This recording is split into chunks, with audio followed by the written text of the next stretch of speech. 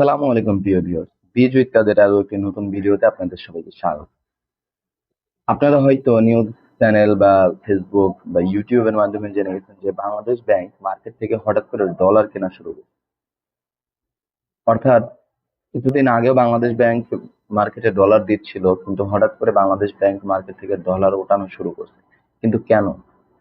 আর dollar কিনলে market থেকে যদি বাংলাদেশ ব্যাংক ডলার কিনে নেয় তাহলে কি হতে পারে বা কেন কিনছে, আজকে আমরা ভিডিওতে এটা জানবো ইনশাল্লাহ। পুরো ভিডিওটি দেখতে থাকুন। চলে আসি ইন্ট্রো পর।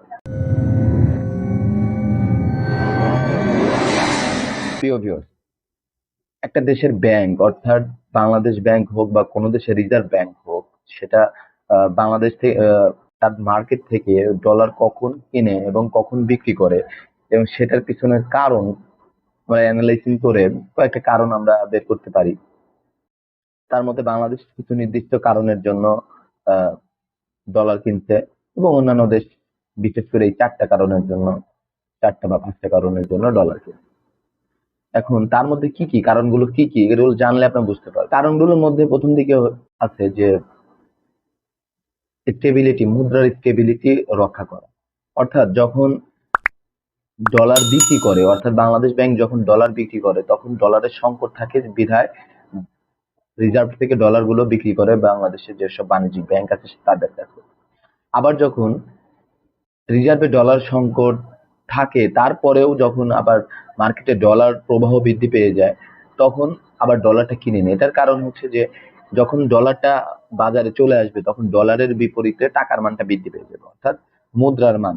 যে দেশ ডলার কিনবে সেই দেশের মুদ্রার মান যদি বৃদ্ধি পেয়ে যায় তাহলে সেই দেশের মুদ্রার মান ঠিক রাখার জন্য ডলার আবার কিনে নেয়, যাতে আবার ডলারের একটা নিম্নগামী বা অর্থাৎ ডলারটা যেন দামটা আবার নিম্নগামী না হয়।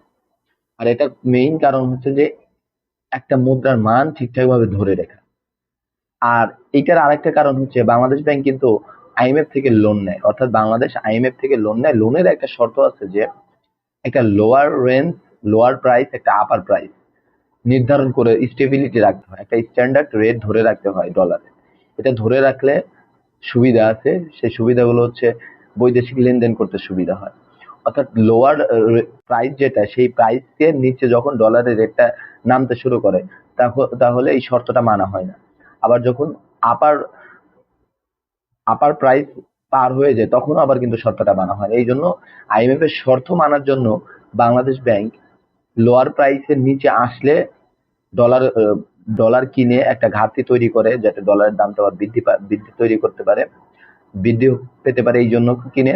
আবার যখন আপার প্রাইস অর্থাৎ ডলারের প্রাইস এত বেশি বেড়ে গেছে যে আপার যে প্রাইসটা নির্ধারণ করে দেয় আইএমএফ থেকে, সেটা যদি আবার ক্রস করে তখন কিন্তু আবার ডলার আবার বিক্রি করে মার্কেটে, যেন ডলারের ক্রাইসিসটা একটু দূর হয় এবং দামটা একটা স্টেবিলিটি আসে। এবং এইটা এইটা করে এই কারণে যে স্ট্যান্ডার্ড বজায় রাখার জন্য।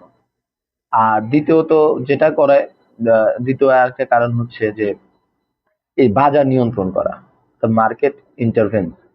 মার্কেট নিয়ন্ত্রণ করার জন্য কিন্তু একটা দাম নির্ধারিত, একটা যে কোনো জিনিসের দাম এটা নির্ধারণ করতে হয়। যখন ডলারের দাম কমে যাবে তখন কিন্তু যারা ইম্পোর্টার অর্থাৎ বিদেশ থেকে পণ্য আমদানি করে তারা কিন্তু বিদেশ থেকে বিলাসী পণ্য অর্থাৎ আহ, কম ডলার যেহেতু কেনা যাচ্ছে, টাকার মানটা যখন বেড়ে যাচ্ছে তখন তারা বিদেশি পণ্য আমদানি বেশি করে, অর্থাৎ মানুষ বিদেশি পণ্যের প্রতি ঝুঁকে যায়। এই বিদেশি পণ্যের প্রতি ঝুঁকে যাওয়াটা এড়াতে ডলারের নামে দাম এমন ভাবে নির্ধারিত করে রাখা হয় যেন ওই বিদেশি পণ্যের চাহিদা বা বিদেশি পণ্যের আমদানি যেন না বাড়ে। কারণ ডলারের দাম কমলে বিদেশি পণ্যের আমদানি বাড়বে। যেন ডলারের দাম স্থিতিশীল থাকে, বিদেশি পণ্যের আমদানি না বাড়ে এবং যেন আবার ডলারের দাম ঊর্ধ্বমুখী না হয়। এই কারণে একটা স্ট্যান্ডার্ড বজায় রেখে রাখা হয়। এটাই হচ্ছে মার্কেট নিয়ন্ত্রণ করা। যদি হঠাৎ করে বিদেশি পণ্যের চাহিদা আবার বৃদ্ধি পেয়ে যায়, আবার যদি এটা কমানোর জন্য যদি ডলার ক্রাইসিস তৈরি করা হয়, এই কারণে একটা স্ট্যান্ডার্ড রেট ধরে রাখা হয় যাতে বাজারে যেমন স্বাভাবিক অবস্থা আছে সেই স্বাভাবিক অবস্থা থাকে এবং মার্কেটটা যেন একদম পড়ে না যায়, বা বাংলাদেশি যে মার্কেটটা আছে, বাংলাদেশি পণ্যের মার্কেটটা, সেটা যেন পড়ে না যায়।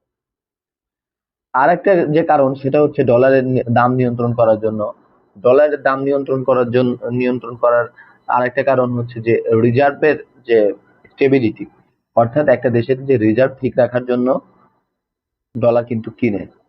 যখন মার্কেটে ডলার বেশি হয়ে যায় তখন বাংলাদেশ ব্যাংক কিন্তু রিজার্ভে সংরক্ষণ করার জন্য মার্কেট থেকে, অর্থাৎ বাংলাদেশের ব্যাংকের নিয়ন্ত্রিত যে বাণিজ্যিক ব্যাংকগুলো আছে, যারা এলসি বা বিভিন্ন ধরনের বৈদেশিক লেনদেন করে থাকে, তাদের থেকে ডলারটা কিনে তাদের রিজার্ভে রেখে দেয়, অর্থাৎ বাংলাদেশ ব্যাংকের রিজার্ভে রেখে দেয়। এটা কিন্তু রিজার্ভ একটা বৃদ্ধি পায়।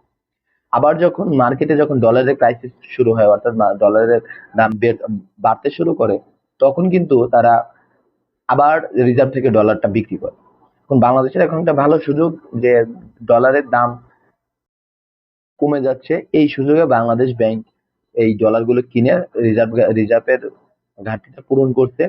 আর দ্বিতীয় হচ্ছে যে পরবর্তীতে যখন লাগবে আবার তারা সেল করতে পারবে। আর চতুর্থ আরেকটা কারণ হচ্ছে যে বৈদেশিক লেনদেনের সুবিধা। ডলারের দাম যখন একটা নির্দিষ্ট অ্যামাউন্টে থাকবে, যে একটা টাকার পরিবর্তে যখন একটা নির্দিষ্ট অ্যামাউন্টে বা প্রাইসে থাকবে, তখন কিন্তু লেনদেন করাটা সুবিধা।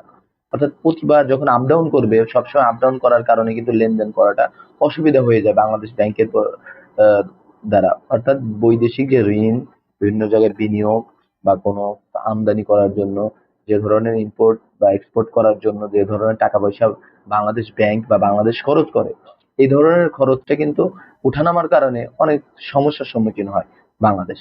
এই কারণে কিন্তু স্থিতিশীল অবস্থা রাখার জন্য ডলারটা কিনেন।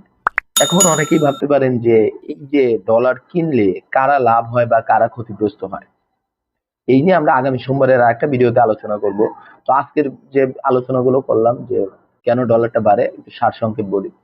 যে ডলারটা কেন কিনে, মার্কেটের স্টেবিলিটি রক্ষা করা, অর্থাৎ ডলার এবং টাকার যেন গ্যাপটা বারবার ওঠানামা না করে, একটা নির্ধারিত করা। আর বিদেশি পণ্যের চাহিদাটা যেন না বৃদ্ধি পেয়ে যায়, অর্থাৎ বাজার দরটা যেন একটা স্টেবিলিটি থাকে সবকিছু পণ্যের উপর, সেইটা। নিজস্ব রিজার্ভ ঘাটতি যেন না হয়, অর্থাৎ রিজার্ভকে শক্তিশালী করা, এবং বৈদেশিক ঋণ বা বৈদেশিক লেনদেন যেন ঠিকঠাক মতো করতে পারে, এই জন্য মূলত ডলারটা কেনে। তবে এই ডলার কিনলে কিন্তু কিছু মানুষ ক্ষতিগ্রস্ত হয় এবং কিছু মানুষ বেশি উপকৃত হয়। আমরা পরবর্তী ভিডিওতে আমরা কারা ক্ষতিগ্রস্ত হচ্ছে ডলার কেনার জন্য, বা আর কারা লাভবান হচ্ছে, এটা নিয়ে আলোচনা করব। তো অবশ্যই আমাদের ভিডিওটি দেখতে আমাদের চ্যানেলটি সাবস্ক্রাইব করে আমাদের পাশে থাকুন। ধন্যবাদ সবাইকে। আসসালামু আলাইকুম ওয়া রাহমাতুল্লাহ।